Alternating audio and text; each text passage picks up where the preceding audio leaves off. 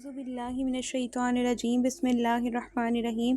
السلام علیکم ورحمۃ اللہ وبرکاتہ۔ جب بھی ہم میں سے کوئی گناہ ہو جاتا ہے تو یقیناً اللہ تعالیٰ ہی ہمیں معاف فرمانے والے ہیں۔ اگر کوئی گناہ یا غلطی ہو جاتی ہے تو اپنے رب سے معافی مانگ لے۔ استغفر اللہ ربی من کل ذنب واتوب الیہ۔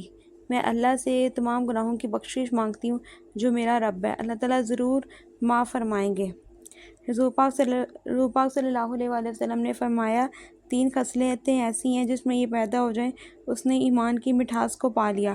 اول یہ کہ اللہ اور اس کا رسول اس کے نزدیک سب سے زیادہ محبوب بن جائیں۔ دوسرا یہ کہ وہ کسی انسان سے محض اللہ کی رضا کے لیے محبت رکھے۔ تیسرا یہ کہ وہ کفر میں واپس لوٹنے کو ایسا ہی برا جانے جیسا کہ آگ میں ڈالے جانے کو برا جانتا ہے۔ آپ بھی اس حدیث پر عمل کریں اور اس کو شیئر کریں، یہ آپ کے لیے صدقہ جاریہ ہے۔ السلام علیکم ورحمۃ اللہ وبرکاتہ۔ اعوذ باللہ من الشیطان الرجیم بسم اللہ